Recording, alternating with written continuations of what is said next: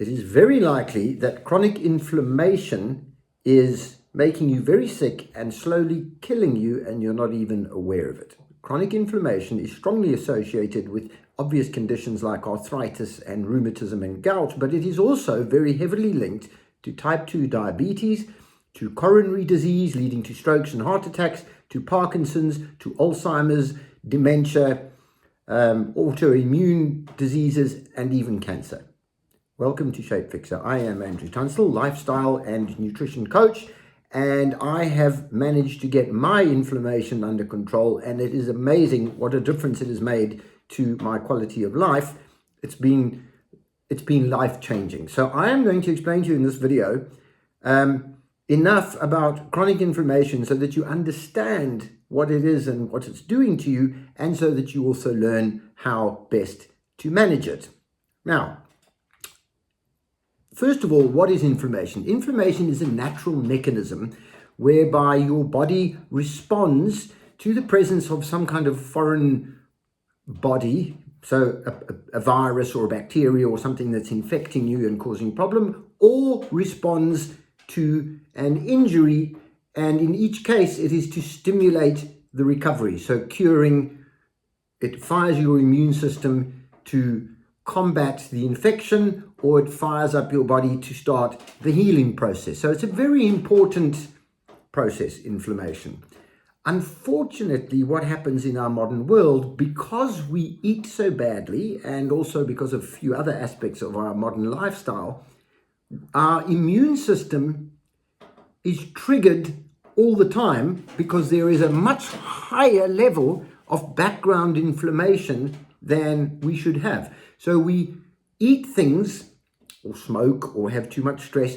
It triggers inflammation in our bodies, and the autoimmune systems reacts and can't find the culprit. It can't find the infection. It can't find the injury to heal. So it goes off on its own thing and does its own thing and attacks you, and you have various diseases as a result. So the problem with this chronic inflammation is we need to identify what the triggers are, what are the causes, what are the things we are doing to stimulate this inflammation response, which then leads to an out of control immune response. So I've heard it said that the three main culprits are sugar, sugar, and sugar. Okay, we'll start off with those three. And when we say sugar, we mean sugar in the form that you identify as sugar, but we mean all sugar, so carbohydrates generally. Particularly processed and refined carbohydrates, which have various chemicals in them that also stimulate an inflammation response. Now, the thing about sugar and carbohydrates is that it boosts your insulin, and because we have far too much of it, our insulin level is too high too often, and insulin is inflammatory when it gets out of control. So your insulin is creating an inflammatory response. The chemicals in the processed carbohydrates are also promoting an inflammatory response. So you're getting a double whammy from eating those.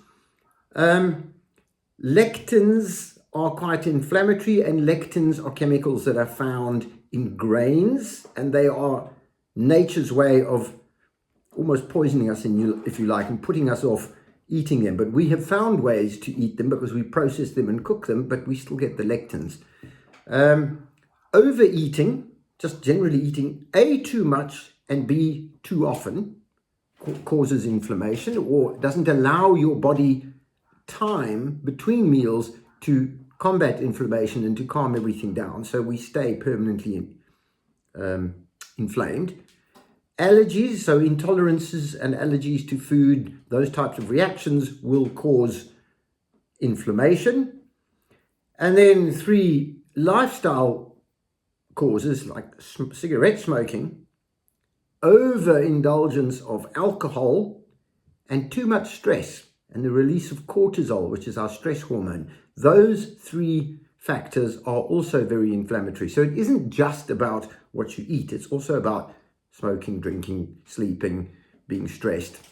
So we'll get to what it is that you need to do about it. Now, just bear in mind that Everything I say in this video will be laid out in the video description below, so you could cut and paste it to a Word document or just go back and refer to it and read it again if you want to remind yourself of the main points. What do we do? Firstly, what do we cut out? Well, we cut out sugar. There are lots of reasons to cut sugar out of your diet, but this is a good one.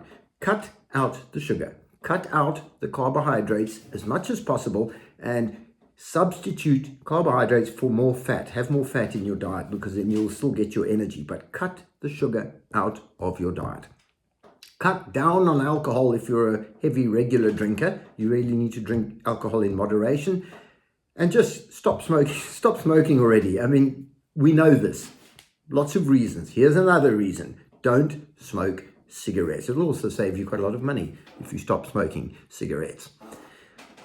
If you are lactose intolerant, and it looks like about 20% of people in the West are lactose intolerant, that's not an insignificant number, then you need to cut down on your dairy products because any kind of intolerance or allergy will stimulate your inflammation.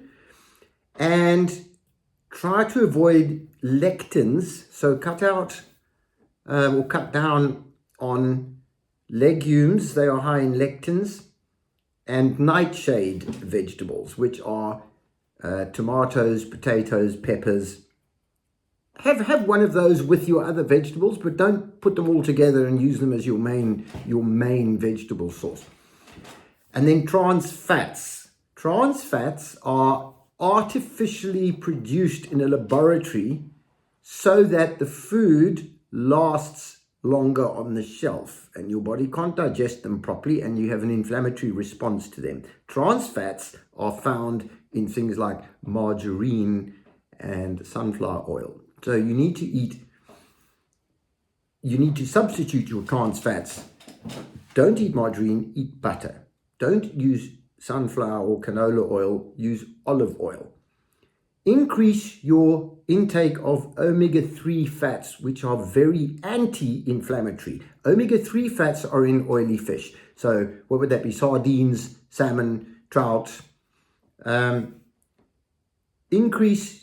Add turmeric to your food. Turmeric and ginger are nature's anti-inflammatories, so they're good. But try and eat real food. Avoid the processed stuff and the refined stuff. Try and find a way to eat food that looks like it was supposed to look. If you want to eat meat that looks like meat, not processed pink sludgy stuff wrapped in plastic. That way you will try and cut out some of the chemicals and additives and emulsifiers and colorants that are added to the food. Eat real food. Increase your prebiotics. That's the food that feeds your microbes and keeps your gut healthy because your gut produces hormones that will lower inflammation. So you need to feed the bacteria in your stomach with fiber.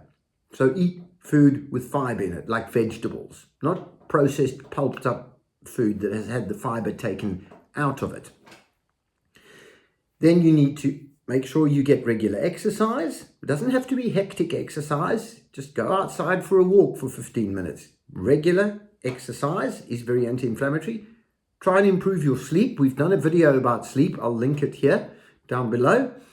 And intermittent fasting. Don't eat so often. Give your body a gap. Give your body a chance to clean everything out in between meals. So if you go 16 hours a day without eating, say from dinner until your first meal the next day, again, we've done videos on fasting and videos on autophagy.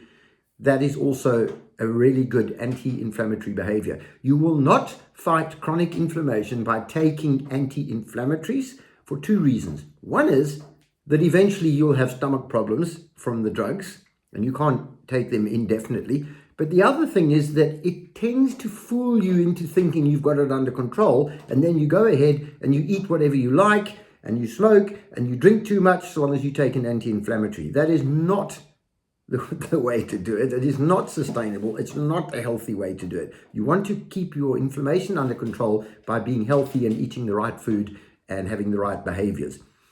And if you do all those things, and I'm listing them again in the video description below. If you do all those things, you will be better at fighting infection. You will be better at healing and rebuilding when you have injuries. But most importantly, you will lower the severity and the incidence of inflammation-related diseases. And remember what we're talking about here: arthritis, diabetes, cardiovascular disease, autoimmune disease, dementia, cancer, all these horrible metabolic conditions that we sort of almost take for granted after the age of, say, 50. A lot of them are very, very strongly linked to inflammation. So I hope that was helpful. Click a like, share the video, subscribe to the channel, and let's get your inflammation under control.